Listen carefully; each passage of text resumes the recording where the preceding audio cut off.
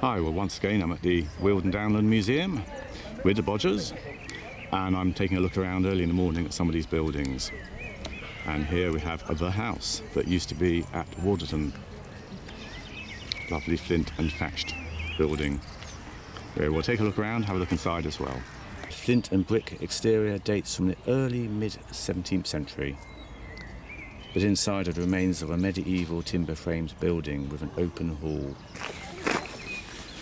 So it's quite an impressive doorway. Obviously entering a reasonably good house here. Get some of the light. Fairly plainly furnished, but nice quality. So probably estate-made type carpenter furniture and a decent sized fireplace. You imagine how warm you could keep in that. These chairs are rather good. They've got a storage space underneath and a nice barrel back, all made out of English oak. The furniture, actually, I like this style of furniture. It's simple jointed oak, blacksmith made hinges with handmade rosehead nails. Nice little moulding plain detail on there, and your tenons are all pegged. Very nice. Not clumpy or heavy. Interesting pitcher pots here. So these pitcher pots are in a sort of coopered construction. That's very nice. Made watertight with good joinery. A nice little display of clay pots and mugs, etc., that would have been used at the time. And here are another very nice, simple cupboard. Beautiful.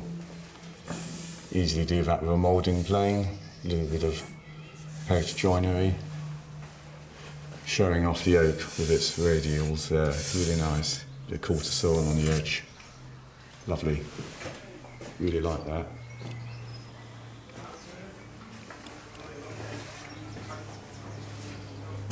So coming through around the side, there's a well-worn door. Of course, all these fittings would have been blacksmith made.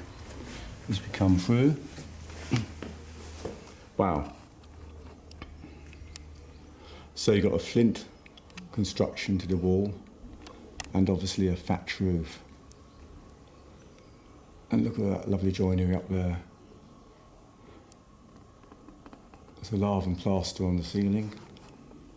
And the fireplace, I mean, it would be a huge thermal mass with a heat of the fire, and they obviously had ovens at the back here for baking your bread.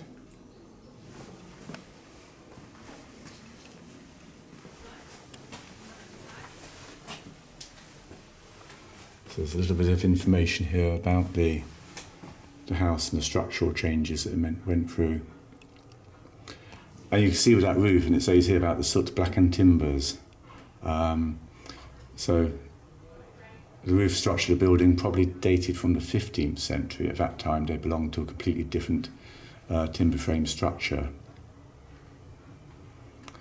And so again, you had recycling going on then. Of course, when you had to hew out your beams and pit sod them, etc., it would take a lot of work, so you wouldn't want to waste materials. And through the ages, obviously, things change, and timber walls are being replaced with brick and flint walls, etc.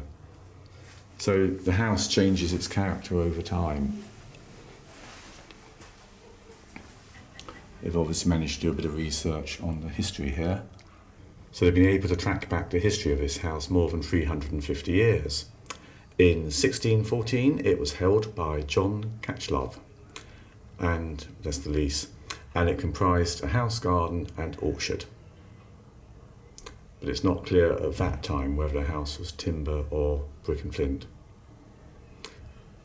The quit rent, a payment to the lord of the manor by the occupier, was 6 days' work at harvest and 2 chickens at Easter, or in lieu of these services, 1 shilling and 6pence per year. That doesn't seem a high rent to me. You imagine if you could own your house and all you've got to do is do 6 days' work and supply a couple of chickens.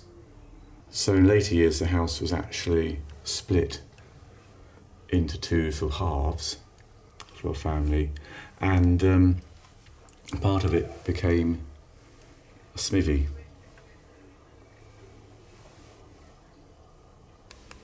You see from this early photo that the house was actually in quite a derelict condition. So I think that's quite an early photograph of the cottage in recent years. It's in quite a sorry state. I like this floor. My parents used to live in a little cottage which had a floor just like this. So I grew up with a floor like this. These are nice clay red bricks just laid down. That was your floor. The ones in my house were well polished. Let's come through to the other part again. And we can go through and out the back. Oh, a bit more stairway actually, just before we do. So this is the other side. Aha, and we have a bedroom. So more lovely furniture. I love that oak chest there, really nice. A bed, another little low slung underbed will be rolled out. More beds. You can tell it was quite a well appointed house, another fireplace. So they could presumably afford to run a fireplace. And then a little cupboard in here. Gosh.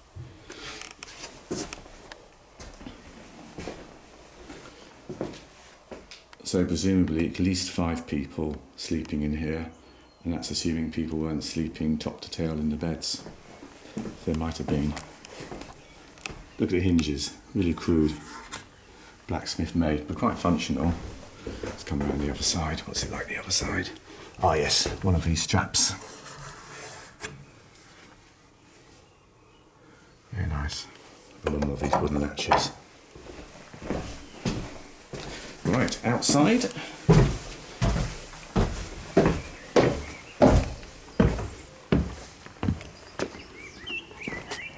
And you've got this rather lovely garden.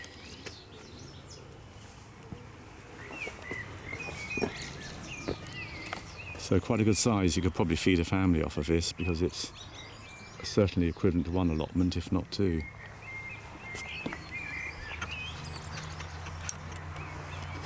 And you've got the usual range: savoury, saucify,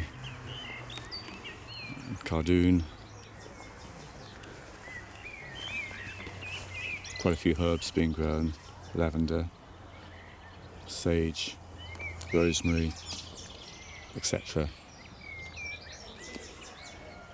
And of course some nice leeks.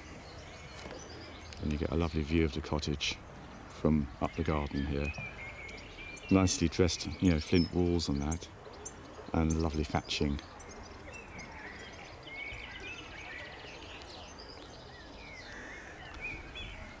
So, I hope you enjoyed a little look around that one. It's lovely to see these buildings being kept.